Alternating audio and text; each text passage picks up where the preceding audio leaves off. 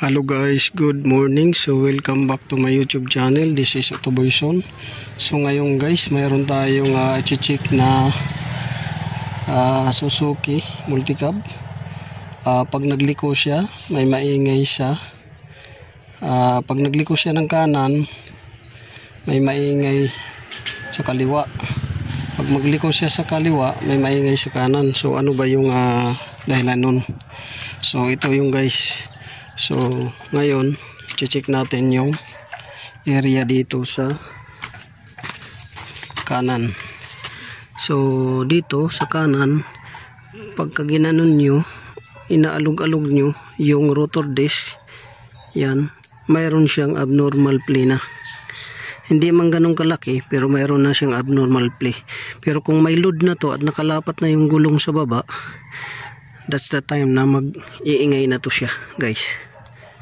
At mayroong whining minsan. So yan yung ano natin share sa inyo. So ito siya, may play lang siya na konti, pero abnormal na yan siya dahil nakahang siya. Pag may load yan, mas lalong lalaki yung clearance niya. So wheel hub bearing guys yung differential niyan pagka ganyan. So dito tayo sa kabila.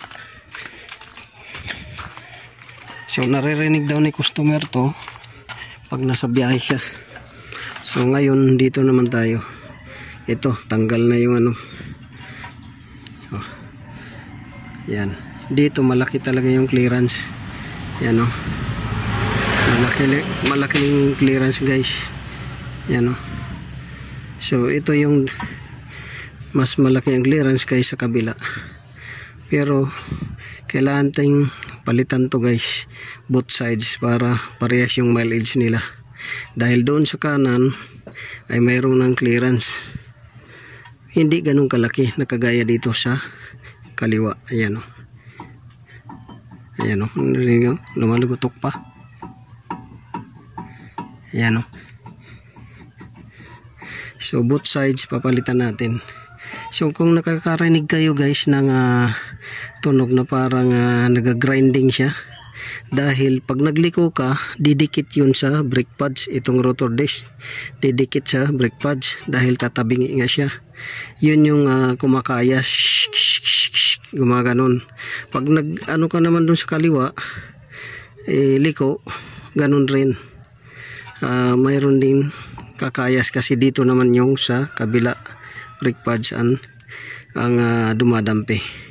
So ganun yung ano niyan. So pagka liliko kayo ng kanan, so dito sa kaliwa may load to dito dahil yung sasakyan magro-roll over dito sa yung pwersa nandito sa kaliwa.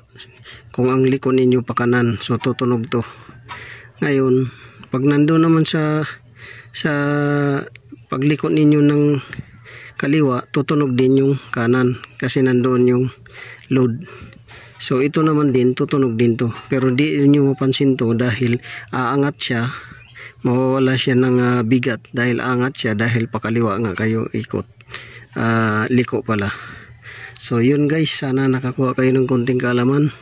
Pag nagliko kayo at may tumutunog na grinding noise, wheel hub bearing yan. Kung liliko naman kayo sa kabila, ganun rin ang tunog, wheel hub bearing din sa kabilang ano, gulong. So dito sa pulihan na gulong, ang tunog niyan ay kung may load ka, mahagunghong yan pag bearing.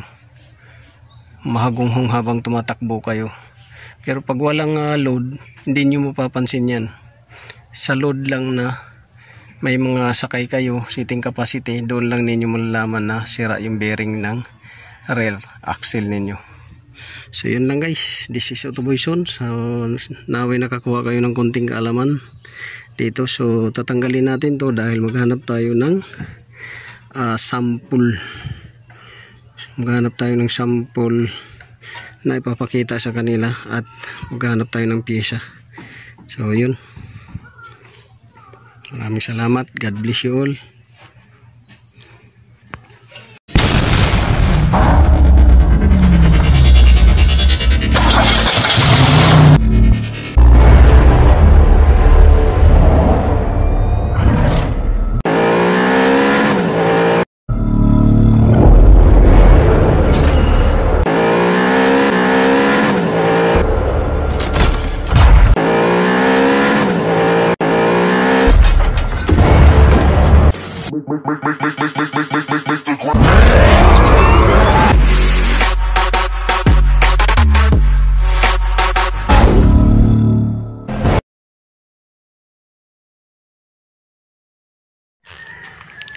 Hello guys, good morning. So welcome back to my YouTube channel. This is Otoboyson. So ngayon guys, mayroon tayong check na Suzuki Multicab. Pag nagliko siya, may maingay siya. Pag nagliko siya ng kanan, may maingay sa kaliwa. Pag magliko siya sa kaliwa, may maingay sa kanan. So ano ba yung dahilan nun? So ito yung guys. So ngayon, check natin yung area dito sa kanan. So dito sa kanan, pagka ginanon nyo, inaalog-alog nyo yung rotor disc, yan, mayroon siyang abnormal play na. Hindi man ganun kalaki, pero mayroon na siyang abnormal play. Pero kung may load na to at nakalapat na yung gulong sa baba, that's the time na mag-iingay na to siya guys. At mayroong whining minsan. So yan yung ano natin share sa inyo. So ito siya, may play lang siya na konti, pero abnormal na yan siya dahil nakahang siya. Pag may load yan, mas lalong lalaki yung clearance niya. So wheel hub bearing guys yung differential niyan pagka ganyan. So dito tayo sa kabila. So naririnig daw ni customer to pag nasa biyahe siya. So ngayon dito naman tayo. Ito, tanggal na yung ano. Oh. Yan. Dito malaki talaga yung clearance. Yan, oh. Malaking clearance guys. Yan, oh. So ito yung mas malaki ang clearance kaysa sa kabila. Pero kailangan tayong palitan to guys, both sides, para parehas yung mileage nila. Dahil doon sa kanan ay mayroon ng clearance, hindi ganun kalaki na kagaya dito sa kaliwa. Ayan o. Ayan o. Lumalugutok pa. Ayan o. So both sides papalitan natin. So kung nakakarinig kayo guys ng tunog na parang nag-grinding siya, dahil pag nagliko ka, didikit yun sa brake pads. Itong rotor disc didikit sa brake pads dahil tatabingi nga siya. Yun yung kumakaya, gumaganon. Pag ano ka naman dun sa kaliwa, liko, ganun rin. Mayroon din kakayas kasi dito naman yung sa kabila brake pads ang dumadampi. So ganun yung ano niyan. So pagka liliko kayo ng kanan, so dito sa kaliwa may load to dito dahil yung sasakyan magro-roll over dito sa yung pwersa nandito sa kaliwa. Kung ang liko ninyo pa kanan, so tutunog to. Ngayon pag nandoon naman sa pagliko ninyo ng kaliwa, tutunog din yung kanan kasi nandoon yung load. So ito naman din, tutunog din to. Pero di nyo mapansin to dahil aangat siya, mawawala siya ng bigat dahil aangat siya dahil pakaliwa nga kayo ikot. Liko pala. So yun guys, sana nakakuha kayo ng konting kaalaman. Pag nagliko kayo at may tumutunog na grinding noise, wheel hub bearing yan. Kung liliko naman kayo sa kabila, ganun rin ang tunog, wheel hub bearing din sa kabilang ano, gulong. So dito sa pulihan na gulong, ang tunog niyan ay kung may load ka, mahagunghong yan pag bearing. Mahagunghong habang tumatakbo kayo. Pero pag walang load, hindi nyo mapapansin yan.